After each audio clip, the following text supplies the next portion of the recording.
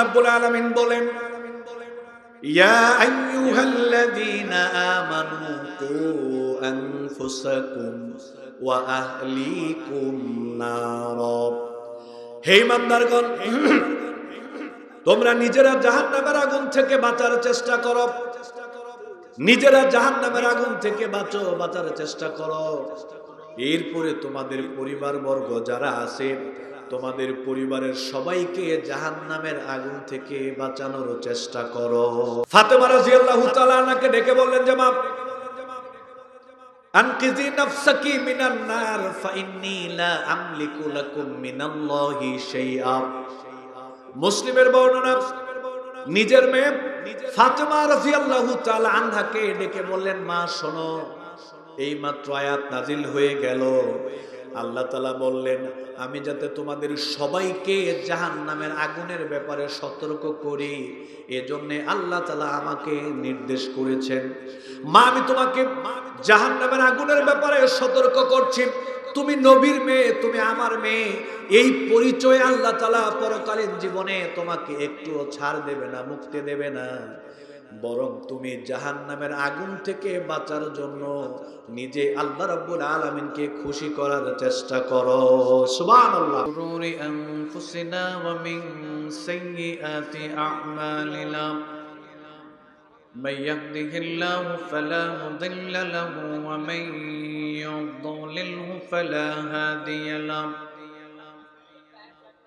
ونشهد أن لا إله إلا الله وحده لا شريك له ونشهد أن محمدا عبد الله ورسوله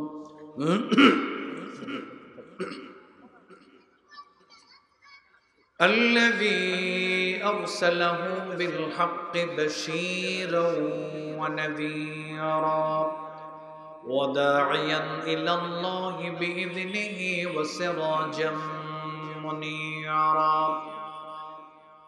فقد قال الله تعالى في كلامه المجيد وفرقانه الحميد أعوذ بالله من الشيطان الرجيم. بسم الله الرحمن الرحيم. يا أيها الذين آمنوا اتقوا الله حق تقاته ولا تموتن إلا وأنتم مسلمون.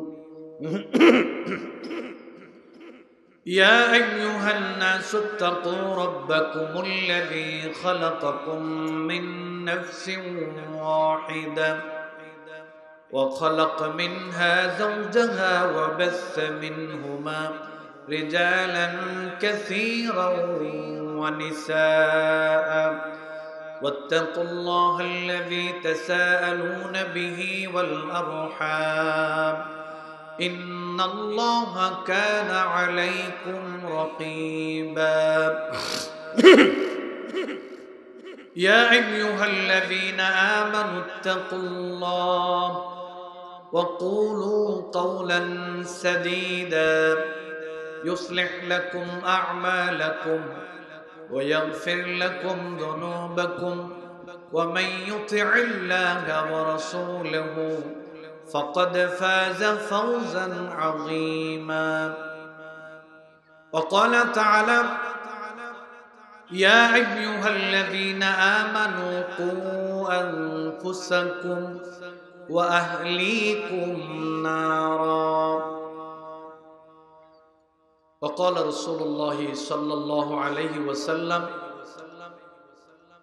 الرجل راع في أهله ومسؤول عن رعيته والمرأة راعية على بيت زوجها وولدها ومسؤولة عن رعيتها. الحمد لله. আল্লাহ তাআলার শুকরিয়া আদায় করছি যে আল্লাহ তাআলা আমাদেরকে আজকের এই দিনে জলসার জন্য কবুল করেছেন। এজন্য আমরা খুশি না বেজার? আমরা কালিমাতুশ শুকরিয়া আদায় করছি আলহামদুলিল্লাহ। দুরূদ এবং সালাম পেশ করছি বিশ্ব নবী মুহাম্মদুর রাসূলুল্লাহ সাল্লাল্লাহু আলাইহি ওয়াসাল্লামের প্রতি। আমি শুকরিয়া, জাযাকাল্লাহু খাইর। জি জি শুকরিয়া। জি ঠিক আছে ইনশাআল্লাহ চলবে। শুকরিয়া। না কিছু না না না চলবে চলবে, এখন সময় কম তো, ঠিক আছে মাশাআল্লাহ। আমি আমার আলোচনা শুরু করার পূর্বে একটু পরিবেশ করে নিতে চাচ্ছি। প্যান্ডেলের ভিতরে যারা ঢুকবেন তারা এখান দিয়ে আর কেউ আসবেন না, এই সামনে দিয়ে আর আসা যাবে না, এখান দিয়ে ঢুকে ওইখান দিয়ে চলে যেতে হবে। যারা ওই সাইডে বসেছেন একটু রাস্তা করে দিবেন, কারণ আপনি সামনে দিয়ে আসবেন আমার আলোচনার সমস্যা হবে। প্যান্ডেলে ঢুকে আর কেউ সামনে দিয়ে আসবেন না, সোজা জুতা নিয়ে একেবারে হাতে করে ওই পিছন দিক দিয়ে বাম দিকে এসে ঘুরে বসবেন। এটা আপনাদের প্রতি আমার বিনয়ের সহিত অনুরোধ। আমরা এটা খেয়াল রাখবো ইনশাআল্লাহ। আল্লাহ তাআলা যেন তৌফিক দান করেন, আমরা বলি আমিন। ওকে, আজকের বেলদি দারুল হাদিস ফাজিল ডিগ্রি মাদ্রাসার উন্নতি কল্পে ৭১তম ৩ দিন ব্যাপী ইসলামী মহাসম্মেলন আজকের দ্বিতীয় রজনীর মুহতারাম সভাপতি মুআজ্জাজ মুকাররম সম্মানিত উলামায়ে কেরাম, সম্মানিত অতিথিবৃন্দ, সম্মানিত মেহমানবৃন্দ, মঞ্চে উপবিষ্ট রয়েছেন আমার ডানে বামে, সামনে উপবিষ্ট রয়েছেন আমার শ্রদ্ধেয় সম্মানিত ইসলাম প্রিয় তৌহিদি জনতা, মুসলিম ভাইরা, পর্দার আড়ালে থেকে আমাদেরকে শুনতে পাচ্ছেন আমাদের মায়েরা, আমাদের বোনেরা। আমি আল্লাহ তাআলার কাছে তৌফিক কামনা করে আমার নির্ধারিত বিষয়ে আমি আমার আলোচনা শুরু করছি। আমি মাহফিল কমিটির আরেকটু দৃষ্টি আকর্ষণ করছি, যুবক ভাইদের, ছোট ভাইদের, প্যান্ডেলের বাহিরে যারা কথা বলতেছে ছোট ছোট ছেলেরা, ওদেরকে তোমরা একটু থামিয়ে দিবা, এটা আমার অনুরোধ, যাতে করে আমাদের আলোচনায় কোনো সমস্যা না হয়। আমি আমার আলোচনা শুরু করছি, আমার দিকে তাকান, সবাই আমার দিকে তাকান। আমাদের সমাজে যখন ওয়াজ মাহফিল হয়, পাশাপাশি আমরা যখন জুমার খুতবা দিয়ে থাকি, বাংলাদেশের অনেক জায়গায় ওয়াজ মাহফিল উপলক্ষে আল্লাহ তাআলা যখন নিয়ে যান, অথবা আমরা যখন জুমার খুতবা দিয়ে থাকি, তখন অনেক অভিভাবক রয়েছেন, বিশেষ করে যারা বাবা দাদা এই শ্রেণীর কিছু পুরুষ ভাইরা রয়েছেন, আমাদেরকে এসে বলেন, হুজুর বাবা মার ব্যাপারে সন্তানদের কি করণীয় রয়েছে, দায়িত্ব রয়েছে, এই ব্যাপারে একটু আলোচনা করেন। আজকের সমাজে দেখা যায় বাবা মার সাথে সন্তানরা ভালো আচরণ করে না, বাবা মার সাথে সন্তানরা সুন্দর আচরণ করে না, বাবা মাকে কষ্ট দেয়, আলাদা করে দেয়। হুজুর এই জন্য কোরআন সুন্নাহকে সামনে রেখে বাবা মার ব্যাপারে সন্তানদের কি করণীয় রয়েছে, দয়া করে এ ব্যাপারে একটু আলোচনা করবেন। এরকমটা অনেক জায়গায় হয়ে থাকে। এখন আমি প্রায় জায়গায় এই বিষয়টা নিয়ে এখন কথা বলার চেষ্টা করছি, সেটা হলো সন্তানদের ব্যাপারে বাবা মার দায় দায়িত্ব করণীয়টা আগে, আর বাবা মার প্রতি সন্তানদের করণীয় দায় দায়িত্বটা হলো পরে। আগে সন্তানদের ব্যাপারে আমাদের দায় দায়িত্ব পালন করতে হবে। কারণ হলো সন্তানদেরকে আমরা যেরকম শিক্ষা দেব, সন্তানদেরকে আমরা যেরকম করে গড়ে তুলব, ঠিক অনেক ক্ষেত্রে সন্তানরা আমাদের সাথে ওই রকম আচরণটাই করবে। আপনি যেভাবে সন্তানকে গড়ে তুলবেন, যেভাবে সন্তানকে বড় করবেন, যেই শিক্ষা দিয়ে সন্তানকে বড় করবেন, অনেক ক্ষেত্রে প্রায় ক্ষেত্রে সন্তানরা বাবা মার সাথে ঠিক সেরকম আচরণটাই করবে। এই জন্য বাবা মার প্রতি সন্তানদের দায় দায়িত্ব আগে না, বরং সন্তানদের প্রতি বাবা মার দায় দায়িত্বটা আগে। আপনি যদি সন্তানের ব্যাপারে সচেতন থাকেন, সন্তানের ব্যাপারে সুন্দর করে দায়িত্ব পালন করেন, এই সন্তান বড় হয়ে আপনার ব্যাপারে সুন্দর আচরণ করবে, আপনার হক আদায় করবে, আপনার সাথে খারাপ আচরণ করবেন না। এখন সন্তানকে আপনি ভালো শিক্ষা দিলেনই না, তাহলে সন্তান আপনার সাথে কিভাবে ভালো আচরণ করবে? আপনি লাগাইছেন আম গাছ, কাঁঠাল কেমনে খাইবেন? ও গাছটাই তো আম গাছ, কাঁঠাল খাওয়া যাবে না। যদি কাঁঠাল খেতে চান তাহলে কাঁঠাল গাছ রোপণ করতে হবে।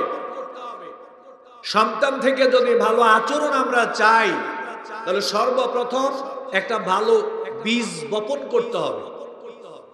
ওই বীজ বপন করার পরে বীজটা যখন আস্তে করে চারা দেবে, ছোট হবে, এটাকে পরিচর্যা করতে হবে, এটা আস্তে আস্তে বড় হবে, এটার পিছনে আপনাকে লেগে থাকতে হবে।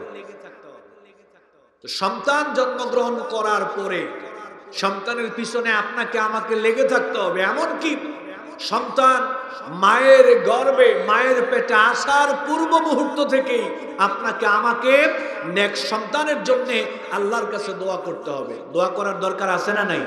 আছে। রব্বি হাবলি মিনাস সালিহিন।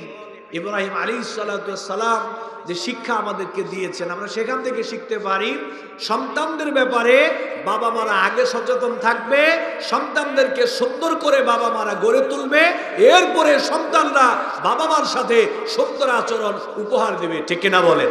ঠিক কিনা?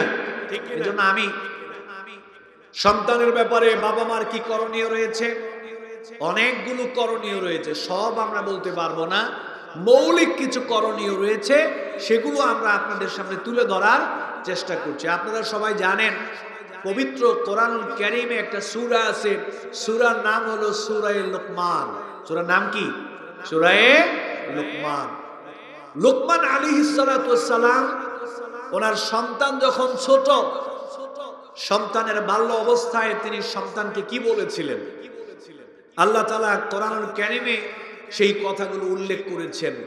ওয়াইয ক্বালা লুকমানু লিবনিহি ওয়া হুয়া ইয়াইযুহু ইয়া বুনাইয়া লা তুশরিক বিল্লাহ ইন্নাশ শিরকা লাযুলমুন আযীম ওয়া ওয়াসাইনাল ইনসানা বিওয়ালিদাইহি হামালাতহু উম্মুহু ওয়াহনান আলা ওয়াহনিন ওয়া ফিসালুহু ফি আমাইন আনিশকুর লি ওয়া লিওয়ালিদাইকা ইলাইয়াল মাসীর وإن جاهداك على أن تشرك بي ما ليس لك به علم فلا تطعهما وصاحبهما في الدنيا معروفا। এভাবে করে অনেক আয়াত আল্লাহ রাব্বুল আলামিন কোরআন কারীমে উল্লেখ করেছেন। লোকমান আলাইহিস সালাতু ওয়াস সালাম সন্তানকে ছোট সময় বাল্য অবস্থায় উপদেশ দিতে গিয়ে বলেছেন, আল্লাহ তাআলা বলে স্মরণ করো সেই সময়ের কথা যখন লোকমান হাকিম সন্তানকে উপদেশ দিয়েছিলেন, নসিহত করেছিলেন। কি ব্যাপারে? লোকমান বলেছিলেন, হে আমার বৎস, হে আমার আদরের সন্তান, আমি তোমাকে উপদেশ করছি, নসিহত করছি, তুমি আল্লাহ রাব্বুল আলামিনের সাথে কাউকে অংশীদার করবে না, শিরক করবে না, অংশীদার বানাবে না, বাবা মার হকের ব্যাপারে সচেতন থাকবে, বাবা মার সাথে সুন্দর আচরণ করবে, বাবা মার হক আদায় করবে, হালাল হারামের ব্যাপারে সচেতন থাকবে। এভাবে করে লোকমান হাকিম সন্তানকে আল্লাহর সাথে পরিচয় করিয়ে দিলেন, বাবা মার হকের ব্যাপারে সচেতন করলেন, হালাল হারাম সম্পর্কে জ্ঞান দিলেন, পরকালীন জীবন সম্পর্কে লোকমান হাকিম সন্তানকে প্রস্তুত করছেন। এই আয়াতে কারিমাগুলো, এই উপদেশগুলো আল্লাহ কোরআনে তুলে ধরলেন কেন? তাফসীরকারগণ বলেন, আল্লাহ তাআলার কাছে উপদেশগুলো এত ভালো লেগেছে, যেহেতু বাবা উপদেশ দিচ্ছেন সন্তানকে, বাবা সন্তানকে উপদেশ দিয়েছেন, আল্লাহ তাআলার কাছে এত পছন্দনীয় হয়েছে। আল্লাহ এগুলোকে কোরআনে উল্লেখ করার কারণ হলো কিয়ামত পর্যন্ত যত পিতামাতা দুনিয়ায় আগমন করবে, প্রত্যেকটা পিতামাতাই যাতে করে লোকমান হাকিম থেকে শিক্ষা নিয়ে সন্তানদের বাল্য অবস্থায় এই শিক্ষাগুলো বাবা মা সন্তানদেরকে দিতে পারে। এজন্য আল্লাহ তাআলা এগুলোকে কোরআনুল কারীমে উল্লেখ করেছেন। বলেন সুবহানাল্লাহ। এখান থেকে মহিলা প্যান্ডেলে জায়গা হচ্ছে না, আপনারা একটু চেপে চেপে এগিয়ে বসেন, যাতে করে সবাই কষ্ট করে সুন্দরভাবে বসতে পারেন। আল্লাহ তৌফিক দান করেন, আমরা বলি আমিন। দেখুন, আল্লাহ রাব্বুল আলামিন পবিত্র কোরআনুল কারীমে এগুলো উল্লেখ করেছেন। এরপরে আল্লাহ তাআলা কি বলছে দেখেন। আল্লাহ রাব্বুল আলামিন বলেন, ইয়া আইয়ুহাল্লাযীনা আমানু কু আনফুসাকুম ওয়া আহলিকুম নারা। হে ইমানদারগণ, তোমরা নিজেরা জাহান্নামের আগুন থেকে বাঁচার চেষ্টা করো, নিজেরা জাহান্নামের আগুন থেকে বাঁচার চেষ্টা করো। এরপরে তোমাদের পরিবার বর্গ যারা আছে, তোমাদের পরিবারের সবাইকে জাহান্নামের আগুন থেকে বাঁচানোর চেষ্টা করো। নিজেরা জাহান্নামের আগুন থেকে বাঁচার চেষ্টা করো।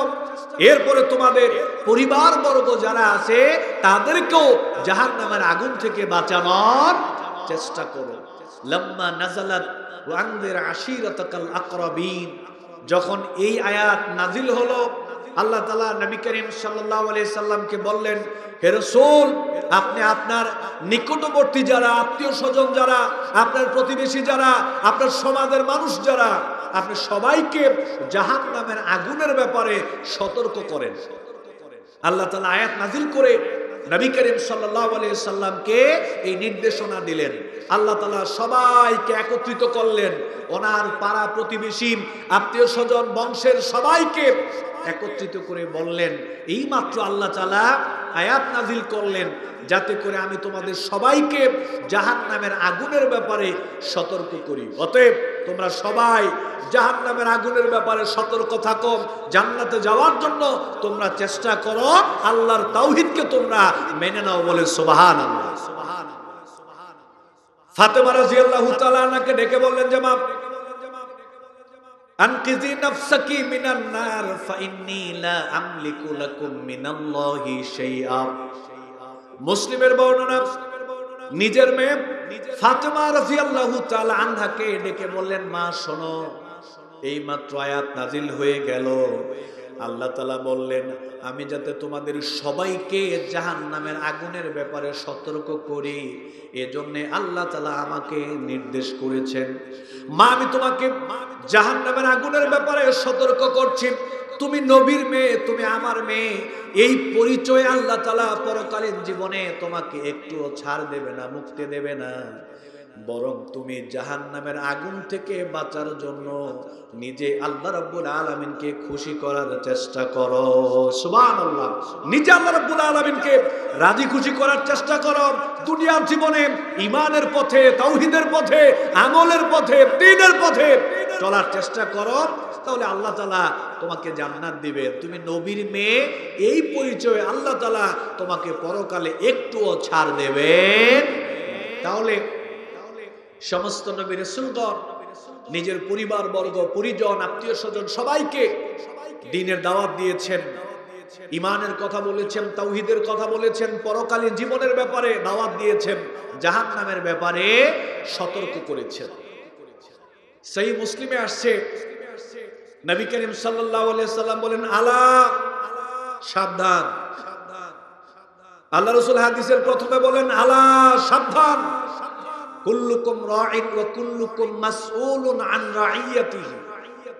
তোমরা প্রত্যেকেই স্ব অবস্থানে, তোমরা প্রত্যেকেই দায়িত্বশীল, তোমাদের প্রত্যেকের দায়িত্ব সম্পর্কে আল্লাহ তাআলা জিজ্ঞাসাবাদ করবেন। আর রাজুলু রাঈন ফি আহলিহি ওয়া মাসউলুন আন রাইয়াতিহি ওয়াল মারআতু রাইয়াতুন আলা বাইতি যাওজিহা ওয়া ওয়ালাদিহা ওয়া মাসউলাতুন আন রাইয়াতিহা। আল্লাহ নবী বললেন, তোমরা যারা পুরুষ, তোমরা যারা স্বামী, তোমরা যারা বাবা, স্বামী স্ত্রীর সংসারের দায়িত্বশীল, স্বামী স্ত্রীর দায়িত্বশীল, বাবা স্ত্রী সন্তানদের দায়িত্বশীল। আল্লাহ রাসূল বললেন, বাবাকে জিজ্ঞাসাবাদ করা হবে স্বামীকে স্ত্রী সম্পর্কে, বাবাকে স্ত্রী সন্তানদের সম্পর্কে আল্লাহ তাআলা পরকালে জিজ্ঞাসাবাদ করবেন। এরপরে বললেন, স্ত্রী হলো স্বামীর সংসারের দায়িত্বশীল, মা হলো সন্তানদের দায়িত্বশীলা। এই মাকে সন্তানদের দায়িত্ব সম্পর্কে জিজ্ঞাসাবাদ করা হবে, স্বামীর সংসার সম্পর্কে পরকালীন জীবনে জিজ্ঞাসাবাদ করা হবে। যদি আমরা স্ত্রী সম্পর্কে, সন্তানদের সম্পর্কে সঠিক মতো দায়িত্ব পালন করি, তাহলে আল্লাহ তাআলা প্রতিদান দিবেন। আর যদি স্ত্রীর সন্তানদের সম্পর্কে আমরা সঠিকভাবে দায়িত্ব পালন না করি, তাহলে এ ব্যাপারে আল্লাহ তাআলা আমাদেরকে পরকালীন জীবনে শাস্তি দেবেন।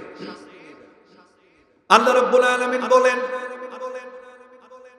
وقال الذين كفروا ربنا أرنا الذين أضلانا من الجن والإنس نجعلهما تحت أقدامنا ليكونا من الأسفلين কাফেররা পরকালীন জীবনে, কুফফাররা পরকালীন জীবনে আল্লাহ রাব্বুল আলামিনকে বলবে, রব্বুল আলামিন আমাদের ধর্মীয় গুরু যারা ছিল, আমাদের নেতা যারা ছিল, যারা দুনিয়ার জীবনে আমাদেরকে গোমরা বানিয়েছিল, বিপদগামী করেছিল, রব্বুল আলামিন আজকে আপনি তাদেরকে আমাদের সামনে নিয়ে আসেন।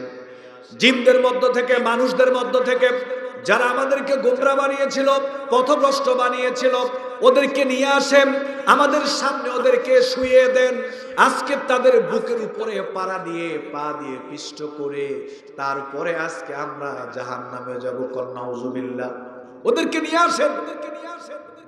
যেই সমস্ত নেতারা আমাদেরকে গোমরা বানিয়েছিল, আমাদের ধর্মগুরু যারা আমাদেরকে বিপদগামী করেছে, পথভ্রষ্ট করেছে, জাহান্নামের পথে যারা আমাদেরকে পরিচালিত করেছে, আজকে ওদেরকে নিয়ে আসেন, সামনে শুইয়ে দেন, ওদের বুকের উপরে পাড়া দিয়ে পিষ্ট করে এরপরে আজকে জাহান্নামে যাবে। তাফসীরকারগণ বলেন, এই আয়াত থেকে আমাদের জন্য শিক্ষণীয় হলো, কোন বাবা মা যদি সন্তানকে গোমরা বানায়, বিপদগামী বানায়, সন্তানকে দ্বীনের শিক্ষা না দেয়, দ্বীনদার না বানায়, সন্তানকে পরকালীন জীবনের জন্য প্রস্তুত করার চেষ্টা না করে, সন্তানকে ছেড়ে দেয় যেভাবে খুশি, সন্তান সেভাবেই চলে, দিন মানে না, দিন বুঝে না, এই সন্তানরা পরকালীন জীবনে আল্লাহর কাছে বাবা মার ব্যাপারে অভিযোগ করে বলবে, আল্লাহ আমার বাবা মাকে নিয়ে আসেন, ওরা আমাকে দিন শিক্ষা দেয় নাই, কোরআন শিক্ষা দেয় নাই, দ্বীনের মৌলিক শিক্ষা দেয় নাই, আমাদেরকে জান্নাতের পথে পরিচালিত করে নাই, দ্বীনের পথে পরিচালিত করে নাই, নৈতিক শিক্ষা দেয় নাই, আদর্শিক শিক্ষা দেয় নাই, আমাদেরকে বিপদগামী করেছে, গোমরা বানিয়েছে, পথভ্রষ্ট করেছে। আমাদের বাবা মাকে এনে আজকে আমাদের সামনে শুইয়ে দেন, ওদের বুকের উপরে পাড়া দিয়ে, পা দিয়ে পৃষ্ঠ করে এরপরে আজকে জাহান্নামে যাব। নাউজুবিল্লাহ। আয়াতের শিক্ষা, সন্তানরা বাবা মার ব্যাপারে এরকম করবে। এরপরে কোন নেতা যদি কর্মীদের গোমরা বানায়, কোন নেতারা যদি কর্মীদের গোমরা বানায়, নেতারা যদি কর্মীদের হাতে অস্ত্র তুলে দেয়, নেতারা যদি কর্মীদের হাতে নেশা তুলে দেয়, নেতারা যদি কর্মীদের হাতে সন্ত্রাসীবাদ তুলে দেয়, নেতারা যদি কর্মীদের হাতে নারী তুলে দেয়, নেতারা যদি কর্মীদেরকে ধ্বংস করার জন্য অর্থ বলেন, টাকা পয়সা বলেন, অস্ত্র বলেন, তারপরে নেশা বলেন, নারী বলেন, আজকে কর্মীদেরকে যেভাবে গোমরা বানানো হচ্ছে, গোমরা বানানোর জন্য যা কিছু প্রয়োজন এই সকল কিছু আজকে কর্মীদের হাতে তুলে দেওয়া হচ্ছে, কর্মীদেরকে মারামারিতে লাগিয়ে দেওয়া হচ্ছে, ক্ষমতার লোভে পড়ে, ক্ষমতার লোভ দেখিয়ে দেখা যায় কর্মীকে জাহান্নামের দ্বার প্রান্তে নিয়ে দেওয়া হচ্ছে। এই কর্মীরা সেদিন আল্লাহর কাছে বলবে, আল্লাহ আমার নেতাকে নিয়ে আসেন, যে আমার হাতে অস্ত্র তুলে দিয়েছিল, যে আমার হাতে নেশা তুলে দিয়েছিল, যে আমার হাতে মদ তুলে দিয়েছিল, যে আমাকে জেনা করার জন্য বাধ্য করেছিল, যে আমাকে সন্ত্রাসবাদ করার জন্য বাধ্য করেছিল, দোকান ভাঙার জন্য বাধ্য করেছিল, মানুষের উপরে জুলুম করার জন্য, আলেম ওলামাদের উপরে জুলুম করার জন্য বাধ্য করেছিল, আমার নেতাকে নিয়ে আসেন। ও আমাকে দিন শিক্ষা দেয় নাই, কোরআন শিক্ষা দেয় নাই, জান্নাতের পথে ডাকে নাই, ও আমাকে জাহান্নামের পথে ডেকেছে, গোমরা বানিয়েছে। আমাদের সামনে এনে শুইয়ে দেন, বুকের উপরে পাড়া দিয়ে, পা দিয়ে পৃষ্ঠ করে, ওকে অপমান করে, মনের জাল মিটিয়ে এরপরে আজকে জাহান্নামে যাবো। নাউজুবিল্লাহ। কোন পীর যদি মুরিদদেরকে গোমরা বানায়, কোন আলেম যদি মুসল্লিকে গোমরা বানায়, কোন খতিব যদি মুসল্লিদের গোমরা বানায়, কোন ইমাম যদি মুসল্লিদের গোমরা বানায়, এই মুসল্লিরা, এই মুরিদরা আল্লাহকে বলবে, আল্লাহ আমার পীর আমাকে গোমরা বানাইছে, আমার খতিব আমাকে গোমরা বানাইছে, আমার ওয়াইজ আমারে গোমরা বানাইছে, আমার ইমাম আমারে গোমরা বানাইছে। আল্লাহ ওর সামনে নিয়ে আসে, ওর বুকের উপরে পাড়া দিয়ে পৃষ্ঠ করে এরপরে আজকে জাহান্নামে যাব। নাউজুবিল্লাহ। অতএব খবরদার, সাবধান, সন্তানদের ব্যাপারে সচেতন হন। যাদের ব্যাপারে আপনার দায়িত্ব রয়েছে, আপনার আমার দ্বারা যাতে কেউ গোমরা না হয়, বিপদগামী না হয়, আমি ওয়াজ করি।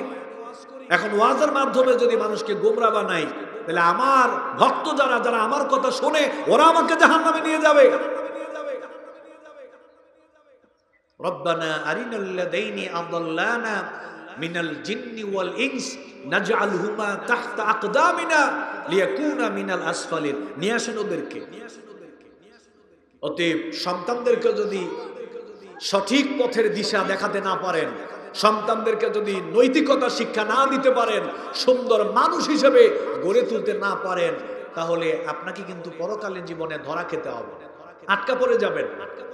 এই সন্তানরা আমাদের ব্যাপারে আল্লাহর কাছে অভিযোগ করবে। দেখেন না, এখন বাবা মা যদি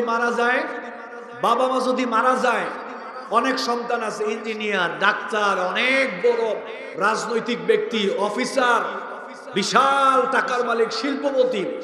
বাবা মা মারা গেছে, এখন বাবা মার জন্য কি বলে তিনি দোয়া করবেন এটাও অনেক ক্ষেত্রে সন্তানরা জানে না। তখনই বলে হুজুর নিয়ে আসেন, আলেম ওলামা নিয়ে আসেন, পিসাবদেরকে নিয়ে আসেন, এরপরে হেফজখানার ছাত্রদেরকে নিয়ে আসেন, আমার বাবা মাকে দোয়া করে জান্নাতে পাঠাইতে হবে। কিন্তু পুরা কফাইল্লা একটাবারের জন্য বাবা মার জন্য নিজে দোয়া করতে পারে? এই ব্যর্থতা কার? সন্তানের না বাবা মার? সবাই বলেন, এই ব্যর্থতা কার? সন্তানের না বাবা মা? বাবা মার ব্যর্থতা। সন্তানকে ইঞ্জিনিয়ার বানাইলেন, ডাক্তার বানাইলেন, খেলোয়াড় বানাইলেন, রাজনীতিবিদ বানাইলেন, চাকরিজীবী বানাইলেন, শিল্পপতি বানাইলেন, সব ঠিক আছে, অসুবিধা নাই, কিন্তু সন্তানকে আপনি দিন শিক্ষা দিতে পারে, যার কারণে সন্তান আপনার জন্য দোয়া করতে পারে না। রব্বির হামহুমা কামা রব্বায়ানি সগীরা, এই দোয়া আল্লাহ তাআলা সন্তানদের শিক্ষা দিয়েছেন যাতে করে সন্তানরা বাবা মার জন্য আল্লাহর কাছে দোয়া করতে পারে। কিন্তু সন্তানরা নিজেরা দোয়া না করে হুজুরদেরকে বলে, হুজুর আমার বাবা মার জন্য একটু দোয়া করেন। হুজুর তো দোয়া করবে, অসুবিধা নাই, কিন্তু দায়িত্ব তো আপনার। মুসনাদ আহমদে আছে, হাদিসটা সহিহ।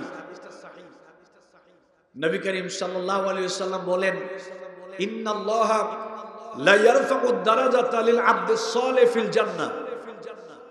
নেককার সালেহ কিছু বান্দাদেরকে আল্লাহ তাআলা জান্নাতে অনেক মর্যাদা দিবেন। জান্নাতে আলাদা এক্সট্রা অনেক মর্যাদা আল্লাহ তাআলা নেককার কিছু বান্দা বান্দীদেরকে দিবেন।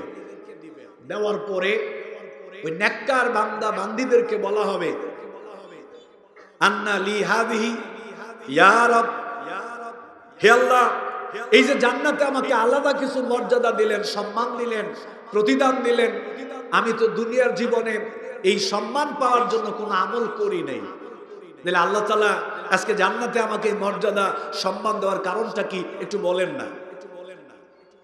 আল্লাহ রাব্বুল আলামিনের পক্ষ থেকে বলা হবে, দুনিয়ায় তুমি একটা নেক সন্তান রেখে এসেছিলে, বিস্তিগফারি ওয়ালাদিক লাক, একটা নেককার সন্তান দুনিয়ার জীবনে তুমি রেখে এসেছিলে। তোমার সন্তানরা তোমার জন্য আমি আল্লাহর কাছে দোয়া করেছিল। তোমার নেককার সন্তানগুলো, তোমার দিনদার সন্তানগুলো, তোমার ভালো সন্তানগুলো, ভালো মানুষগুলো আমি আল্লাহ তাআলার কাছে তোমাদের জন্য আমার কাছে দোয়া করেছিল, ইস্তেগফার করেছিল। তোমাদের সন্তানদের দোয়ার বদলতে আমি আল্লাহ তাআলা আজকে জান্নাতে তোমাদেরকে এই সম্মান দিলাম। সুবহানাল্লাহ। কি বললেন? তোমার ভালো সন্তান, নেককার সন্তান, দিনদার সন্তান আমি আল্লাহর কাছে তোমাদের জন্য দোয়া করেছি। কিভাবে দোয়া করেছে? রব্বুল আলামিন আমার বাবা মা দুনিয়াতে আছে, আমার বাবা মার হায়াতে বরকত দেন, আমার বাবা মাকে সুস্থ রাখেন আল্লাহ, যতদিন আমার বাবা মা দুনিয়াতে বেঁচে থাকেন ভালো রাখেন, সুস্থ রাখেন, দিনের উপরে রাখেন আল্লাহ, বালা মুসিবত থেকে আমার বাবা মাকে হেফাজত করেন। যতদিন বাবা মা জীবিত থাকে বাবা মার হক আদায় করার তৌফিক আল্লাহ তাআলা আপনি আমাকে দান করেন, বলেন আমিন। এরপরে বাবা মা যখন মারা গেল, সন্তান বলল, আল্লাহ আমার বাবা মা মারা গেছে, আমার বাবা মাকে দয়া করে আপনি মাফ করে দেন, বাবা মার গুনাহ খাতা সমূহ মাফ করে দেন, ভুল ত্রুটিগুলোকে মাফ করে দেন আল্লাহ, কবরটাকে জান্নাতের বাগান বানিয়ে দেন রব্বুল আলামিন, আমার বাবা মাকে আপনি জান্নাতুল ফিরদাউস দান করেন। এভাবে দোয়া করেছে আর বাবা মার পক্ষ থেকে দান সাদাকা করেছে। যেই সন্তান বাবা মার জন্য এমনি ভাবে আল্লাহর কাছে দোয়া করবে, সাদাকা করবে, ওই বাবা মাকে আল্লাহ তাআলা সন্তানদের দোয়া ইস্তেগফারের কারণে জান্নাতের মর্যাদা দিয়ে দিবেন। সুবহানাল্লাহ। এখন দুনিয়াতে যদি বাবা মা সন্তানের কাছ থেকে ভালো আচরণ কামনা করেন, আর পরকালীন জীবনে যদি জান্নাতে যেতে চান, জান্নাতে মর্যাদা কামনা করেন, তাহলে সন্তানদেরকে দিনদার বানানোর দরকার আছে না নাই? সবাই বলেন আছে না নাই? সন্তানকে দিন শিক্ষা দেওয়া, নৈতিকতা শিক্ষা দেওয়া, আদর্শ শিক্ষা দেওয়া, চরিত্র শিক্ষা দেওয়া, একটা ভালো মানুষ হিসেবে সন্তানকে গড়ে তোলার দরকার আছে না নাই? কেমনে গড়ে তুলবেন? আমি কিছু পরামর্শ আপনাদের সামনে তুলে ধরছি। সন্তান জন্মগ্রহণের 7 দিনের মাথায় সন্তানের আকিকা করবেন। এটা করতে কেউ ভুল করবেন না, মনে রাখেন। শোনেন সবাই, ভালো করে বুঝেন। নবী করিম সাল্লাল্লাহু আলাইহি ওয়াসাল্লামের পক্ষ থেকে প্রত্যেকটা সুন্নাহই কিন্তু মানব জীবনের জন্য কল্যাণকর।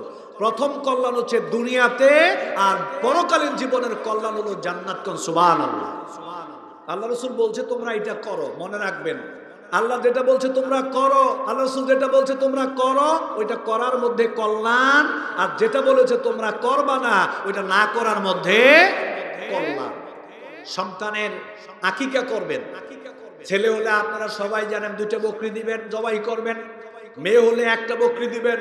অনেকে গরিমসি করে, অনেকে বলে এখন তো টাকা পয়সা নাই, কেমনে কি করি, কিছুদিন পরে দেখি, 1-1.5 মাস পরে, 2-3 মাস পরে দিয়ে দিব। এভাবে গরিমসি করতে করতে দেখা যায় 1-2-3 বছর চলে যায়, আর আকিকা দেওয়া হয় না। এই জন্য 7 দিনের মাথায় দিবেন। যারা বলেন যে এখন টাকা পয়সার খুব সমস্যায় আছি, আমি আপনাকে জিজ্ঞাসা করি, 2টা বকরি কিনতে কত টাকা লাগবে? 12, 13, 14, 15, 20 হাজার টাকা। আপনি বলতেছেন টাকার সমস্যা। আপনার বউ যদি আপনাকে বলে 24 ঘন্টা সময় দিলাম, কয় ঘন্টা? কয় ঘন্টা? বউ যদি আপনারা বলে 24 ঘন্টা সময় দিলাম, যদি রঙিন টেলিভিশন ঘরের ভিতরে না আসে, তাহলে হয় ঘরের মধ্যে তুমি থাকবা, নয়তো আমি থাকবো। এরকম একটা আলটিমেটাম যদি স্ত্রী স্বামীকে দেয়, ঘরের ভিতরে একটা রঙিন টেলিভিশন আসতে 24 ঘন্টা লাগবে না 12 ঘন্টার আগেই চলে আসবে? টাকা থাকুক আর না থাকুক, টেলিভিশন আসবে কি আসবে না? ঠেলার নাম বাবাজি। অনেক ক্ষেত্রে গ্রামে একটা কথা আছে, বউয়ের ঠেলাই বইরা টাকা ঋণ করে আপনি ফ্রিজ কিনলেন, টেলিভিশন কিনলেন, কিন্তু আল্লাহর পক্ষ থেকে নবী করিম সাল্লাল্লাহু আলাইহি সাল্লামের একটা নির্দেশনা, সন্তানের জন্য এটা আকিকা, সন্তানের টিকা, সন্তানের কল্যাণ, এটার উপরে। আর আপনি এই ক্ষেত্রে গরিমসি করে বলতেছেন আমার টাকা পয়সা। আমাদের সমাজে দেখবেন, বিরক্ত হচ্ছেন না তো আপনারা? আমাদের সমাজে দেখবেন জানুয়ারি মাস থেকে মসজিদ কমিটি, মাদ্রাসা কমিটি ইমাম সাহেবের বেতন বৃদ্ধি করেছে। আগে ছিল 7,000 টাকা, এই মাস থেকে বেতন দিবে 9,000 টাকা। তো সবার ভাগেই 20 টাকা করে বাড়ানো হয়েছে। মসজিদ কমিটি, মাদ্রাসা কমিটি মিটিং করে বলে দিল, প্রিয় ভাই সব, জানুয়ারি মাস থেকে আমরা হুজুরের বেতন বাড়াইলাম। হুজুর অনেক কষ্ট করে, আমাদের ইমাম, আমাদের খতিব সাহেব, মুয়াজ্জিন সাহেব অনেক কষ্ট করেন, ওনারা অনেক ভালো মানুষ, আমরা 2,000 টাকা বেতন বাড়িয়ে দেব, সবাই আগামী মাস থেকে 20 টাকা করে বেতন বেশি দিবে। এখান থেকে বের হওয়ার পরে কিছু লোক কয়, ভাইরে খুব সমস্যায় আছি, 20 টাকা বাড়াইছেন, দেওয়া তো দরকার, মন তো চায়, মন চায় যে হুজুরে কলজা কাটটা দিয়া লাই, কত কষ্ট করে আমাদের হুজুর, কিন্তু সময়টা বেশি ভালো যাচ্ছে না, ব্যবসা বাণিজ্য ভালো না, কি সমস্যায় আছি, মনে হয় যেন উল্টা আরো দেওয়া লাগবে। বেতন বাড়াইছে কয় টাকা? কর না কেন, কয় টাকা? 20 টাকা বেতন বাড়াইছে, কিন্তু তার বিপদের অভাব নাই। বেতন বাড়ানোর আগে তার কোনো সমস্যা না, যখন সভাপতি বলল যে 20 টাকা বেশি দিয়েন, কমিটি বলছে 20 টাকা বেশি দিয়েন, এখন তার মাথার উপরে বিপদের অভাব নাই। অথচ গিয়ে দেখেন সমাজের বর্তমান সময়ে এমন কোনো ঘর নাই কম বেশি যাদের ঘরে ডিশ লাইন নেই। খুব কম ঘর পাবেন যাদের ঘরে ডিশ লাইন নেই। প্রতি মাসে ডিশ লাইনের বিল হলো ন্যূনতম 200 টাকা। ডিশ লাইনের মালিক যদি বলতো আগামী মাস থেকে ডিশ লাইনের বিল হবে 220 টাকা, এ আল্লাহর বান্দা জীবনেও গিয়ে বলতো না, ভাইরে খুব বিপদে আছি, দেখ 20 টাকা বাড়াইস না, জুলুম হইব, আপাতত 200 টাকাই নে। ও জীবনও গিয়া ডিশ লাইনের মালিককে এ কথা বলতো। মসজিদের বেতন, মাদ্রাসার বেতন 20 টাকা বাড়াইছে, ওর বিপদের কোনো অভাব। নাউজুবিল্লাহি মিন যালিক, নাউজুবিল্লাহি মিন যালিক। এজন্য মসজিদ মাদ্রাসার বেতন বাড়াইলে কখনোই অপারগতা প্রকাশ করবেন না। আল্লাহকে বলবেন, আল্লাহ মসজিদের বেতন বাড়াইছে, আমি খুব সমস্যায় আছি, আল্লাহ তুমি তৌফিক দিও যাতে করে আমি বেতন বাড়িয়ে দিতে পারি। ঠিক কিনা ভাই? আল্লাহর কাছে তৌফিক চাইবেন। এই জন্য সন্তানের আকিকা দিবেন। এরপরে খুব গুরুত্বপূর্ণ একটা পয়েন্ট, সন্তানের সুন্দর দেখে একটা নাম রাখতে হবে। আমাদের বাবা মারা অনেক ক্ষেত্রে এই বিষয়টা গুরুত্ব দেয় না। সন্তান জন্মগ্রহণ করছে, শিল্পপতি, তারপরে কোটি কোটি টাকার মালিক, রাজনৈতিক ব্যক্তি, ব্যবসায়ী মানুষ, সন্তানের নাম আব্দুল্লাহ রাখলে কেমন দেখা যায়, আব্দুর রহমান রাখলে কেমন দেখা যায়। এই জন্য আধুনিক নাম খোঁজে, আধুনিক নাম খুঁজা সন্তানের নাম রাখে রকি, সন্তানের নাম রাখে ডনি, এরপরে সন্তানের নাম হলো আপনার ডায়মন্ড। এগুলো নাকি আধুনিক নাম, রনি, রকি, ডায়মন্ড, তারপরে আকাশ, এরপরে বাতাস, এরপরে ফাতাল, আছে না নাই?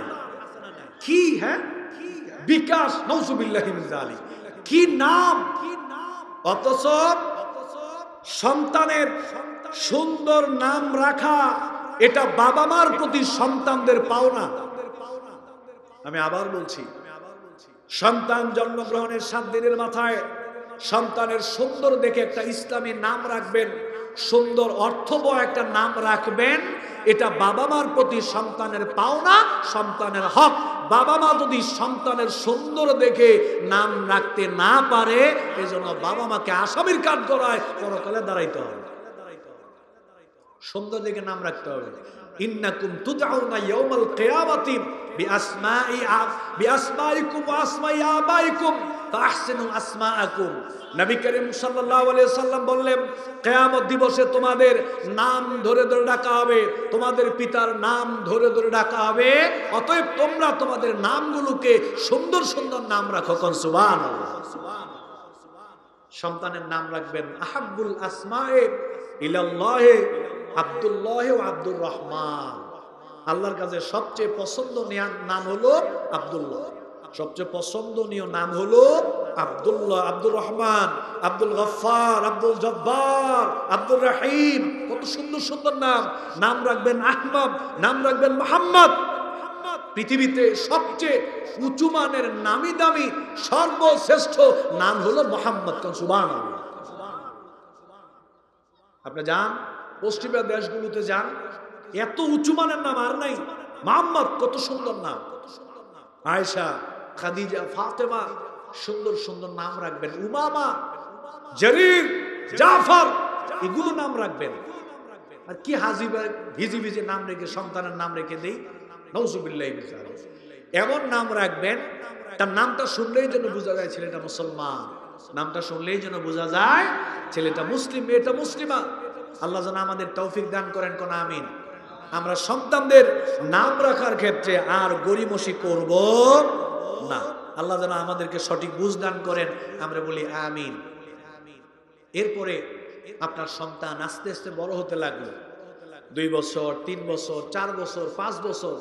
যখন 6 বছর বয়সটা হবে, তখন আর কোনো কথা নাই, চোখ বন্ধ করে ওরা ইংলিশ মিডিয়ামে দিয়ে দিবেন। রাজি আছেন ইনশাআল্লাহ? 6 বছর বয়স হলেই একটা কিন্ডারগার্টেনে দিয়ে দিবেন, ইংলিশ মিডিয়ামে ওরা ভর্তি করে দিবেন। কারণ ডাক্তার হইতে হইব, ব্যাংকার হইতে হইব, বিশাল শিল্পপতি হতে হবে। সন্তান 5-6 বছর বয়স হলে সর্বপ্রথম আপনার সন্তানকে ইংলিশ মিডিয়ামে দিবেন, কিন্ডারগার্টেনে দিবেন, এটা আগে দায়িত্ব নাকি কোরআন শিক্ষা দিবেন, এটা আগে দায়িত্ব? সন্তানকে সর্বপ্রথম কোরআন শিক্ষা দিতে হবে, আল্লাহর সাথে পরিচয় করিয়ে দিতে হবে, আল্লাহকে চিনাতে হবে, দিন দুনিয়া তাকে জানাতে হবে, ইসলাম সম্পর্কে আস্তে করে তার মাঝে জ্ঞান ঢেলে দিতে হবে। আর ইসলাম সম্পর্কে জ্ঞান দিতে হলে কোরআন ছাড়া কোনো উপায়, কোরআনের শিক্ষা লাগবে। কোরআন ছাড়া কোন মানুষ দিন শিখতে পারবে না, ও আলোকিত মানুষ হতে পারবে না, ভালো মানুষ হতে পারবে না, চরিত্রবান মানুষ হতে পারবে না, নৈতিকতা সম্পন্ন মানুষ হতে পারবে। এই জন্য 5-6 বছর বয়স হলে সন্তানকে কিন্ডারগার্টেনে দেওয়া জরুরি না, ইংলিশ মিডিয়ামে না দিয়া ওই যে ভাঙ্গাচুরা একটা মক্তব আছে, সোজা মক্তবে পাঠিয়ে দিবেন। রাজি আছেন ইনশাআল্লাহ? হয়তো এটা ভাঙ্গা ঘর, হয়তো এটা 3 সিটের ঘর, কিন্তু এই মক্তব থেকে আল্লাহ তাআলা আমাদেরকে কত কিছু দিয়েছেন। আজকে এই যে আপনারা দেখতে পাচ্ছেন ডানে বামে মঞ্চে কত জ্ঞানী গুণী ভালো মানুষরা এখানে বসে আছে। জিজ্ঞেস করে দেখেন, জীবনের সর্বপ্রথম ইসলাম সম্পর্কে যে শিক্ষাটা আমরা পেয়েছি, আল্লাহর সাথে পরিচিত হয়েছি, কোরআনের শিক্ষা সর্বপ্রথম আমরা যেই জায়গা থেকে পেয়েছি ওইটা হলো ভাঙ্গাসুরা টিনের ঘর, মাটির ঘর, ওইটা হলো মক্তব। ঠিক কিনা বলেন? আর আজকে আপনার সন্তানকে আপনি এসি ফিট করা স্কুলে দিলেন, তিনি সেখানে গিয়ে ইংরেজি শিখলেন, বিজ্ঞান শিখলেন, ভূগোল শিখলেন, কম্পিউটার শিখলেন, তারপরে খেলাধুলা শিখলেন, এরপরে গেমস, কত কিছু শিখলেন। কিন্তু আপনার সন্তানটাকে আপনি কোরআন শিক্ষা দিতে পারলে কি লাভ হবে ভাই? আপনি মনে করেছেন, আমরা মনে করেছি আমার সন্তান বিজ্ঞান শিখবে, গণিত শিখবে, ইংরেজি শিখবে, ভূগোল শিখবে, আমার সন্তান সব শিখে আলোকিত মানুষ হবে, আমার সন্তান এই বাংলাদেশকে সোনার বাংলাদেশ হিসেবে গড়ে তুলবে। এজন্য আপনার সন্তানকে প্রস্তুত করছেন। বিশ্বাস করেন, আল্লাহর কসম করে বলছি, আল্লাহর কসম করে বলছি, যেই সন্তানের ভিতরে কোরআনের শিক্ষা থাকবে না, তিনি ইঞ্জিনিয়ার হতে পারেন, তিনি ডাক্তার হতে পারেন, তিনি ব্যাংকার হতে পারেন, তিনি শিল্পপতি হতে পারেন, তিনি এমপি হতে পারেন, তিনি মন্ত্রী হতে পারেন, তিনি রাষ্ট্রনায়ক হতে পারেন। কোরআনের শিক্ষা যার মধ্যে থাকবে না, ও আলোকিত মানুষ হতে পারে? কোরআন ছাড়া কেউ আলোকিত মানুষ হতে পারে না। আলোকিত মানুষ হওয়ার জন্য প্রথমেই কোরআন শিখতে হবে। কি শিখতে হবে ভাই? আল্লাহ রাব্বুল আলামিন বলেন, কিতাবুন আনজালনাহু ইলাইকা লিতুখরিজান নাসা মিনাজ-যুলুমাতি ইলান নূর। সূরা ইব্রাহিমের প্রথমে আল্লাহ তাআলা জানিয়ে দিলেন, আল্লাহ রাসূলকে বললেন, হে রাসূল, আপনার কাছে আমি কিতাব নাজিল করেছি। কিতাব নাজিল করার কারণ হলো এই কিতাব দিয়ে গোটা জাতির মানুষগুলোকে অন্ধকারাচ্ছন্ন জীবন ব্যবস্থা থেকে বের করে আপনি গোটা জাতির মানুষকে আলোকিত জীবন দিকে নিয়ে যাবেন। গোটা দুনিয়ার মানুষকে আলোকিত মানুষ হিসেবে গড়ে তুলবেন, অন্ধকার থেকে আলোর পথে নিয়ে যাবেন, জাহান্নামের রাস্তা থেকে আপনি জান্নাতের দিকে নিয়ে যাবেন। এজন্য আমি আল্লাহ রাব্বুল আলামিন আপনার কাছে এই কোরআনুল কারীম নাজিল করেছি। সুবহানাল্লাহ। কোরআন কেন নাজিল করেছি? এই কোরআন দিয়ে জাতির মানুষগুলোকে আপনি আলোকিত করবেন, অন্ধকার থেকে বের করে এদেরকে আপনি আলোর পথে নিয়ে যাবেন। এবার আমি আপনাদেরকে জিজ্ঞাসা করি, আমার দিকে তাকান, আমাদের কাছে এই কোরআন আছে না নাই? কোন আছে না নাই? এমন একজন লোক দাঁড়ান তো যে আপনার বাড়িতে কোরআন নাই, এরকম কেউ পাওয়া যাবে? পাওয়া যাবে না। যে জীবনে কোনদিন কোরআন পড়েও না, ওর বাড়িতেও কোরআন আছে না নাই? পৃথিবীর সবচাইতে পাপী মানুষ তিনি মুসলিম, তারপরেও গিয়ে দেখবেন ঘরের ভিতরে কোরআন পাওয়া যাবে। কিন্তু কোরআন ঘরে থাকলে হবে না, কোরআন থাকের উপরে রেখে দিলে হবে না, কোরআন মাদ্রাসায় রেখে দিলে হবে না। এই কোরআনের দ্বারা যদি আমরা আলোকিত হতে চাই, এই কোরআন পড়তে হবে, তেলাওয়াত করতে হবে, কোরআন বুঝতে হবে, কোরআনের প্রতি আমল করতে হবে, কোরআনের বিধিবিধানগুলোকে বাস্তবায়ন করতে হবে, তাহলে আমরা আলোর পথ দেখতে পাবো। একটা গল্প বলি, এটা আমি নিজে বানিয়েছি, বাস্তবে ঘটে নাই। এক বেচারা আমেরিকা গেল, তো আমেরিকা যাওয়ার পরে অনেক টাকা উপার্জন করে। বাবা ছিল বৃদ্ধ মানুষ, গ্রামে, বয়স হলো 80 বছর। তিনি মাগরিবের সময় মসজিদে যান, অন্ধকারে যেতে পারে না। এশার সময় যান, যেতে পারে না। একটু চাটা খেতে বাজারে যান, যেতে পারে না, অন্ধকার, চোখে দেখে না। এই খবর সন্তানের কাছে গেছে।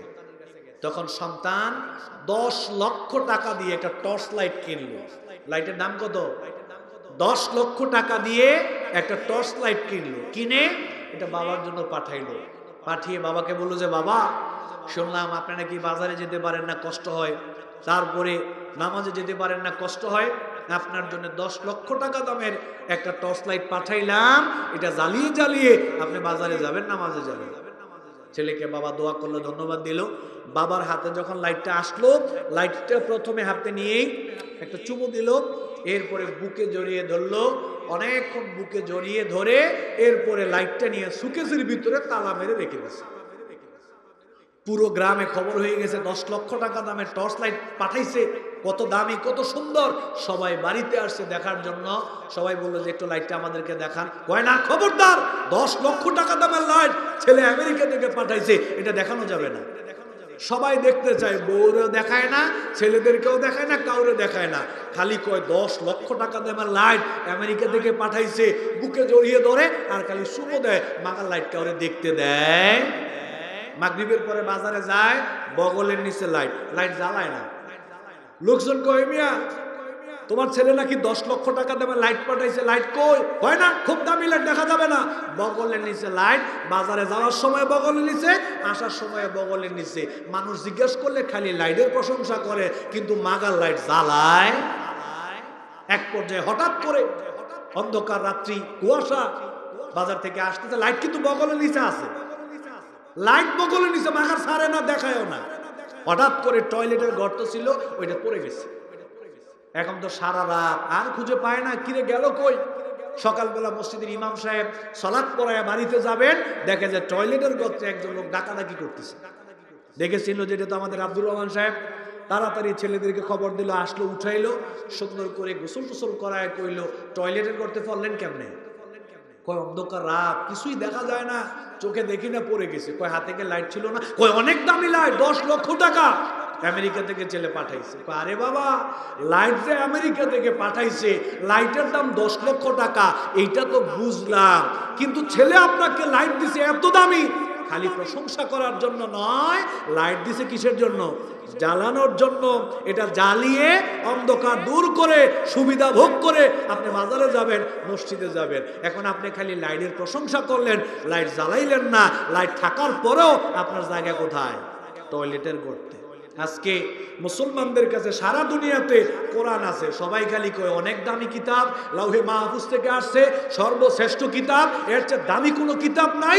আসমানের নিচে জমিনের উপরে সবচাইতে দামি কিতাব হলো আল কোরআন। কেউ ধরতে গেলে খবরদার, এটা আপনারা ধরবেন না, এটা বুঝবেন না, অনেক দামি কিতাব। খালি কোরআনের প্রশংসা, বুকে জড়িয়ে ধরে, চুমু খায়, সব ঠিক আছে। মাগার এটা কেউ পড়েও না, তেলাওয়াত করে না, এটা আমলও করে না। এটার বিধিবিধান বাস্তবায়নের জন্য মানুষ চেষ্টা। এই জন্য আজকে আমরা টয়লেটের গর্তে না পড়লেও একেবারে কাছাকাছি আছে, ঠিক কিনা? কোরআন পড়তে হবে, কোরআন তেলাওয়াত করতে হবে, কোরআনের প্রতি আমল করতে হবে, কোরআন বুঝতে হবে, কোরআনের বিধিবিধানগুলোকে মানব জীবনের সব জায়গায়, মানব জীবনের সর্বক্ষেত্রে কোরআনের বিধান বাস্তবায়নের দরকার আছে না নাই? কথা কন না কেন? বাস্তবায়নের দরকার আছে না নাই? অনেকে মনে করে না না, কোরআন শুধু মসজিদে থাকবে, ইসলাম শুধু মসজিদে থাকবে, কোরআন শুধু পরিবারে থাকবে, ইসলাম শুধু পরিবারে থাকবে, সমাজে কোরআনের দরকার নাই, সমাজে ইসলামের দরকার নাই, রাষ্ট্রে কোরআনের দরকার নাই, রাষ্ট্রে ইসলামের দরকার নাই। এরকমটা অনেকে মনে করে কিনা? বলেন করে কিনা?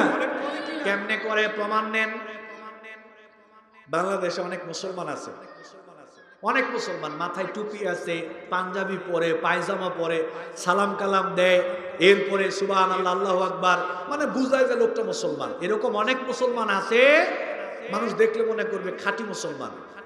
কিন্তু মাঝে মাঝে দেখবেন অনেকেই বলে এই জায়গায় ইসলামের দরকার নাই, আমরা এই জায়গায় ইসলাম রাখবো না, এই জায়গায় ইসলাম কোনো দরকার নাই। এরকম আল্লাহর ওলি আছে না নাই? কথা কন না কেন? এরকম আল্লাহর ওলি আছে না নাই? কিন্তু মুসলমান, মুসলিমরাই বলতেছে এই জায়গায় ইসলামের দরকার নাই, আমরা এই জায়গায় ইসলাম রাখবো না। বেয়াদবি না নিয়ে একটু আমার দিকে তাকান, সবাই আমার দিকে তাকান। পৃথিবীর সবচেয়ে ধনী একজন মানুষ, ধনী একজন মানুষ মুসলমান ধরেন, উনি টয়লেটে যাবে, হাতে খুব দামি একটা ঘড়ি, ঘড়িটা খুলে রাখলেন। খুব দামি একটা আইফোন, এটাও রাখলেন। খুব দামি একটা ল্যাপটপ, এটাও রাখলেন। কোট ছিল দামি, খুলে রাখলেন। শার্ট ছিল দামি, খুলে রাখলেন। সানগ্লাস ছিল দামি, খুলে রাখলেন। কোথায় যাবে? টয়লেটে। কোথায় যাবে? টয়লেটে যাবে। সব রাখলেন, পরনে শুধু লুঙ্গিটা আছে। এবার তিনি টয়লেটে গেলেন। দেখেন আল্লাহর কোরআন কি বলতেছে শোনেন ভাইরা আমার, শোনেন। বিনয়ের সহিত বলি, দলমত নির্বিশেষে, রাগ নিয়েন না, বুঝানোর জন্য বলি, দলমত নির্বিশেষে আমার এই কথাটা শোনেন, বুঝেন, বুঝার চেষ্টা করেন। একজন মানুষ টয়লেটে যাবে, আল্লাহর কোরআন বলতেছে, আল্লাহ তাআলা বলতেছে একজন মুসলমান টয়লেটে যাবে, টয়লেটে যাওয়ার সময় দুনিয়ার সকল কিছু রেখে সে টয়লেটে যেতে পারে, তবে ইসলামকে রেখে ও টয়লেটেও যেতে পারবে। তোমাকে টয়লেটে যাওয়ার সময়ও ইসলামকে সাথে নিয়ে যেতে হবে। কেমনে? প্রশ্ন করতে পারেন, হুজুর ইসলাম আবার টয়লেটে কেমনে নেয়? টয়লেটে ঢোকার সময় মুসলমানদের জন্য কোন পা দিয়ে টয়লেটে ঢুকতে হয়? বাম পা। দোয়া আছে না নাই? আলহামদুলিল্লাহিল্লাযী আযহাবা আন্নিল আযা ওয়া আফানি, না, আল্লাহুম্মা ইন্নী আউযু বিকা মিনাল খুবুসি ওয়াল খাবাইস। এরপরে টয়লেটে ঢুকলেন, চুপ করে বসে থাকতে হবে, কথা বলা যাবে। টয়লেট থেকে বের হলেন কোন পা? ডান পা। দোয়া আছে না নাই? আলহামদুলিল্লাহিল্লাযী আযহাবা আন্নিল আযা ওয়া আফানি গুফরানা। কতবার শুধু গুফরানা? দোয়া আছে না নাই? কথা কন না। এই যে টয়লেটে ঢোকার সময় বাম পা দিয়ে ঢুকতে হয়, এটা ইসলাম। টয়লেটে ঢোকার সময় দোয়া পড়তে হয়, এটা ইসলাম। টয়লেটে ঢুকে চুপ করে বসে থাকতে হয়, এটা ইসলাম। টয়লেট থেকে বের হওয়ার সময় ডান পা দিয়ে বের হতে হয়, এটা ইসলাম। বের হওয়ার সময় একটা দোয়া পড়ে বের হতে হয়, এটা ইসলাম। সুবহানাল্লাহ কোন। ইসলামের 5টা নিয়ম টয়লেটে কম পক্ষে মানতে হয়। যেই জায়গায় টয়লেট থেকে পর্যন্ত আমরা ইসলামকে বাদ দিতে পারি না, ওই জায়গায় আমরা বলতেছি বাংলাদেশের গুরুত্বপূর্ণ জায়গা, বলতেছি এই জায়গায় ইসলাম দরকার নাই, এই জায়গায় আমরা ইসলাম মানবো না। কেউ যদি এ কথা বলে, উনি ইমানদার থাকতে পারবে? ইসলামে থাকবে না বের হয়ে যাবে? আপনি পানি খাইবেন, দেখেন সর্বপ্রথম ডান হাতে পানি খেতে হবে। কোন হাতে? ডান হাতে খেতে হবে। 2 নাম্বার, বসে পানি পান করতে হবে। যেই জায়গায় বসার ব্যবস্থা আছে বসে পানি পান করতে হবে। 3 নাম্বার, 3টা ঢোকে পানি পান করতে হবে। খাওয়ার সময় বিসমিল্লাহ আছে না নাই? কোন বিসমিল্লাহ আছে না নাই? খাওয়ার শেষে আলহামদুলিল্লাহ আছে না নাই? এক গ্লাস পানি খাইতে গেলে ন্যূনতম ইসলাম বলছে 5টা নিয়ম মানতে হবে। এক গ্লাস পানি খাইতে গেলে যদি ইসলামের 5টা নিয়ম মানতে হয়, আপনি বলতেছেন বাংলাদেশের গুরুত্বপূর্ণ জায়গা, এই জায়গায় ইসলাম লাগবে না, এই জায়গায় ইসলামের দরকার নাই। নাউযুবিল্লাহি মিন যালিক। এক ভদ্রলোক নামাজ পড়ে না, সালাত পড়ে না, তবে সে মনে মনে বলে, আরে কি ভুল করতেছি, আমার নামাজ পড়া দরকার, আমি মারাত্মক গুনাহ করতেছি, একজন মুসলমান হয়ে আমি নামাজ পড়ি না, আল্লাহ তুমি আমার নামাজ পড়ার তৌফিক দাও। সে নামাজ পড়ে না, না পড়ার কারণে তার ভিতরে একটা কষ্ট আছে না নাই? আরেক ব্যক্তি বলতেছে নামাজ পড়ার দরকার নাই, কর নাউযুবিল্লাহ। যে ব্যক্তি নামাজ পড়ে না তবে মনে কষ্ট লাগে, আরেক ব্যক্তি বলে নামাজ পড়ার দরকার নাই। দুইটা কি এক? কথা কন না, দুইটা কি এক? যে ব্যক্তি বলবে ইসলামের কোন বিধানের ব্যাপারে কেউ যদি বলে এটা দরকার নাই, এটা দরকার নাই, এই জায়গায় ইসলামের দরকার নাই, আল্লাহর কসম করে বলি ওই মানুষটা মুসলিম থাকতে পারবে?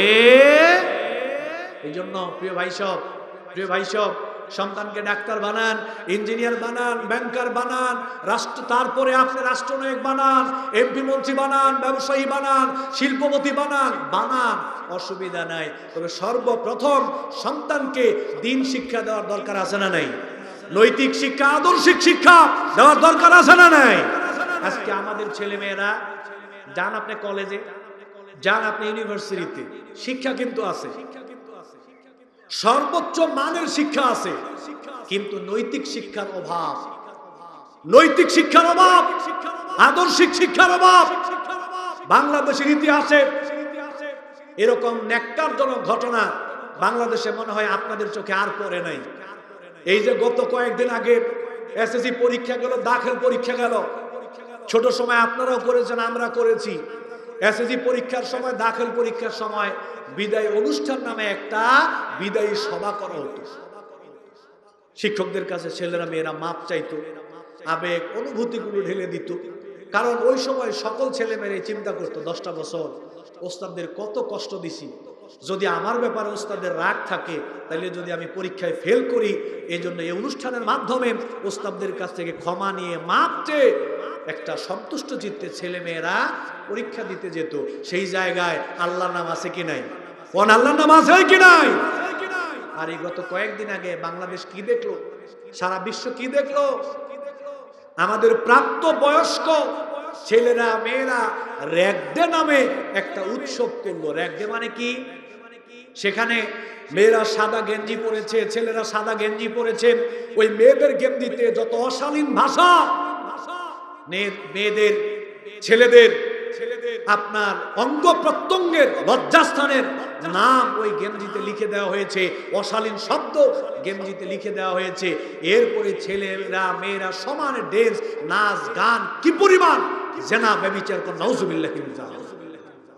বাংলাদেশে এই র্যাগ ডে পালন করে আমাদেরকে শিক্ষা দিয়েছে এই দেশের মধ্যে এখন প্রকাশ্য দিবালোকে জেনা ব্যভিচার করতে পারো, কোনো অসুবিধা নাই। এটার মাধ্যমে আমাদেরকে বার্তা দেওয়া হয়েছে। যারা এগুলো করলো ওরাও কিন্তু ছাত্র, কারো না কারো ছেলে মেয়ে। যারা এগুলো করেছে ওরাও কিন্তু কোনো শিক্ষা প্রতিষ্ঠানের ছাত্র, ছেলে মেয়ে। টিচাররা কিছুই বললো না, বাবা মা কিছুই বললো না। আপনি চিন্তা করেন, যেই বাবা মার সন্তানরা এরকম র্যাগ ডে নামে অশ্লীলতা, বেহায়াপনা, এরকম একটা ন্যাক্কারজনক কাজ করলো, ওই বাবা মারা এগুলো দেখার পরও কিছু বলে নাই। বলেন তো, এই ছেলে মেয়েরা পড়াশোনা করে বড় হয়ে বাবা মার সাথে খারাপ আচরণ করবে না ভালো আচরণ করবে না? কোনদিন ভালো আচরণের আশাও করা যায়? দোয়া করা তো পরের ব্যাপার, দোয়া করা তো পরের ব্যাপার। আপনার জীবদ্দশায় দেখবেন যে ও আপনাকে বৃদ্ধাশ্রমে এনে রেখে, ও র্যাগ ডে পালন করলে আপনি কিছুই বললেন না। আর শিক্ষক, নাউজুবিল্লাহি মিন যালিক, জাতির কারিগর, জাতি গড়ার কারিগর, কতিপয় স্কুলের শিক্ষকরা আমাদের ছেলেমেয়ের এরকম গান বাজনা করলো, একেবারে প্রকাশ্য দিবালোকে জেনা ব্যভিচারের নেই, আমরা কিছুই বললাম না। আর দেশের কথা তো বললামই না। এই জন্য দায়ী বাবা মা। দায়ী কে ভাই? বাবা মা। সন্তানদেরকে ভালোভাবে গড়ে তুলতে হবে, কোরআন শিক্ষা দিতে হবে। কোরআনের শিক্ষা ছাড়া, দ্বীনের শিক্ষা ছাড়া সন্তানদেরকে ভালো মানুষ বানানো যাবে না। সন্তানদেরকে নীতি নৈতিকতার শিক্ষাটা আগে দিয়ে নিবেন, এরপরে আপনি তাকে যে কোনো সেক্টরে কাজে লাগাইতে পারেন, কোনো অসুবিধা নেই। দেখেন, আমাদের সমাজে অনেকে আছে সন্তানদেরকে দিনদার বানাতে চায় না, আলেম বানাতে চায় না, হুজুর বানাতে চায় না। এটা কিন্তু আমাদের বড় একটা সমস্যার কারণ। সন্তানদেরকে দিনদার বানানো, আলেম বানানো নিঃসন্দেহে এটা দুনিয়ার জন্য যেমনি ভাবে প্রয়োজন, পরকালীন জীবনের জন্য আমাদের জন্য প্রয়োজন। দিনদার, নীতি নৈতিকতা সম্পন্ন মানুষদের মর্যাদা কেমন শোনেন। একটা হাদিস শোনাই, সেই বুখারী থেকে একটা হাদিস আপনাদের সামনে তুলে ধরছি, শোনেন। মাররা রাজুলুন ইনদান নবী সাল্লাল্লাহু আলাইহি ওয়াসাল্লাম ফাকালা লিরাজুলিন ইনদাহু জালিসুন মা রায়ুকা ফি হাযা। আল্লাহ রাসূল একজন সাহাবী নিয়ে বসা, পাশ দিয়ে একজন লোক গেলেন, যিনি বসা ছিলেন। বসে থাকা ব্যক্তিটাকে নবী করিম সাল্লাল্লাহু আলাইহি ওয়াসাল্লাম বললেন, মা রায়ুকা ফি হাযা, এই যে পাশ দিয়ে লোকটা গেল, এই লোক সম্পর্কে তোমার ধারণা কি বলো? সে বলল, মিন আশরাফিন নাস। হে আল্লাহর রাসূল, এই লোকটা তো অনেক প্রভাবশালী, নামি দামি, মানুষের মধ্যে খুব সম্মানী ব্যক্তি। হাদা হারিয়ুন, ও খুব সম্ভ্রান্ত ফ্যামিলির প্রভাবশালী দাম্ভিক একজন মানুষ। ইন খাতাবা লা ইউনকা ওয়া ইন শাফা, ইন খাতাবা ইউনকা ওয়া ইন শাফা ইউশাফা। ও যদি কাউরে বিবাহের প্রস্তাব দেয়, আমি নিশ্চিত কেউ তার বিবাহের প্রস্তাব ফিরিয়ে দেবে না। ও যদি কারো ব্যাপারে কোনো সুপারিশ করে, আমি নিশ্চিত তার সুপারিশ গ্রহণ করা হবে। ও চলে গেল, ফাসাকাতা, আল্লাহ রাসূল চুপ থাকলেন। সুম্মা মাররা রাজুলুন আখার, আরেকটা লোক গেল, বলল, মা রায়ুকা ফি হাযা, এর সম্পর্কে তোমার ধারণা কি? বলল, হাদা রাজুলুন মিন ফুকারাইল মুসলিমিন। হে আল্লাহর রাসূল, এই লোকটা দরিদ্র একজন দিনদার মুসলমান। সুবহানাল্লাহ কোন। ইন খাতাবা আন লা ইউনকাহা ওয়া ইন শাফা আন লা ইউশাফা ওয়া ইন ক্বালাব আন লা ইউসমা। ও যদি কাউকে বিবাহের প্রস্তাব দেয়, কেউ বিবাহ বসবে না, আমি শিওর, নিশ্চিত রাজি হবে না, ও দুর্বল। ও যদি কারো ব্যাপারে কোনো সুপারিশ করে, কেউ কবুল করবে না। কারো ব্যাপারে কোনো কথা বললে এই কথা কেউ শুনবে না। দুই ব্যক্তি, আগের যে ব্যক্তি, পরের যে ব্যক্তি। এবার নবী করিম সাল্লাল্লাহু আলাইহি সাল্লাম কি বললেন শোনেন। আল্লাহ রাসূল বললেন, হাদা খায়রুম মিন মিলইল আরদি মিসলা হাদা। নবী করিম সাল্লাল্লাহু আলাইহি ওয়াসাল্লাম বললেন, হাদা খায়রুম মিন মিলইল আরদি মিথলা হাযা। আগের যে লোকটা গেল, দাম্ভিক মানুষ গেল, সম্ভ্রান্ত ফ্যামিলির, ওই লোকটার টাকা আছে, আভিজাত্য আছে, চেহারা সুরত আছে, সৌন্দর্য আছে, ক্ষমতা আছে, নাম দাম সব আছে, তবে ওই মানুষটার মধ্যে দিনদারিত্ব নাই। আর পরের যে মানুষটা গেল, দরিদ্র একজন মানুষ, ওই রকম চেহারা সুরত, সৌন্দর্য না, টাকা পয়সা নাই, প্রভাবশালী ওই রকম নামি দামি কোনো ব্যক্তি না, তবে সে দিনদার মানুষ। আল্লাহ রাসূল গেল, ওই মানুষটা দিয়ে যদি গোটা দুনিয়া ভরে দেওয়া হয়, গোটা দুনিয়াকে যদি ওই মানুষটার মতো মানুষ দিয়ে যদি গোটা দুনিয়াকে ভরে দেওয়া হয়, ওই সমস্ত মানুষগুলোর মর্যাদা আল্লাহ রাব্বুল আলামিনের কাছে যতটুকু, একটা দিনদার মানুষের মর্যাদা আল্লাহর কাছে তার চাইতে আরো বেশি। সুবহানাল্লাহ। অতএব প্রিয় ভাই সব, আমরা আমাদের সন্তানদেরকে দিন শিক্ষা দেব, আমরা সন্তানদেরকে দিনদার বানাবো, নীতি নৈতিকতার শিক্ষা আমরা সন্তানদেরকে দেব। এখন নীতি নৈতিকতার শিক্ষা দেওয়ার জন্য মাদ্রাসা ছাড়া কোনো উপায় আছে? এজন্য মাদ্রাসায় পড়াইবেন, ছেলে মেয়েদেরকে মাদ্রাসায় পাঠাইবেন, মক্তবে পাঠাইবেন, হেফজখানায় পাঠাইবেন, আলিয়া মাদ্রাসায় পাঠাইবেন, কওমি মাদ্রাসায় পাঠাইবেন। এরপরে সন্তানদেরকে আপনি কলেজে পড়াইতে পারেন, ভার্সিটিতে পড়াইতে পারেন, কোনো অসুবিধা। ডাক্তার বানান, ইঞ্জিনিয়ার বানান, তবে নীতি নৈতিকতার শিক্ষাটা আগে দিয়ে নিবেন। কারণ নীতি নৈতিকতার শিক্ষাটা হলো ইঞ্জিন। একটা গাড়ি অনেক টাকা খরচ করলে তৈরি করলেন, কিন্তু ইঞ্জিন ফিট করেন নাই, এই গাড়ি চলবে। মানুষের ইঞ্জিন হলো নীতি নৈতিকতার শিক্ষা। যে এই মানুষের মধ্যে নীতি নৈতিকতার শিক্ষা, কোরআন সুন্নাহর শিক্ষা, তাওহীদের শিক্ষা, যেই মানুষের মধ্যে দ্বীনের মৌলিক শিক্ষা না থাকবে, ওই মানুষটা কোনোদিন ভালো মানুষ হতে পারবে। এজন্য আসুন আমরা সবাই আমাদের ছেলে মেয়েদেরকে দিনদার হিসেবে গড়ে তোলার চেষ্টা করি। ছেলে মেয়েদের ব্যাপারে আমাদের যেই দায়িত্ব কর্তব্য রয়েছে, এগুলো সম্পর্কে আমরা জেনে শুনে আমরা আমাদের ছেলে মেয়েদের ব্যাপারে দায়িত্ব পালন করার চেষ্টা করব। আল্লাহ তাআলা তৌফিক দান করুন, আমরা বলি আমিন। এরপরে ছেলে মেয়েরা বাবা মার ব্যাপারে যে দায়িত্ব করণীয় আমাদের রয়েছে, সেগুলো সম্পর্কে আমরা জেনে বাবা মার ব্যাপারে আমরা দায়িত্ব পালন করব। সচেতন অবলম্বন করে বাবা মার সাথে সর্বোচ্চ আচরণ আমরা করে জান্নাত লাভ করার চেষ্টা করব।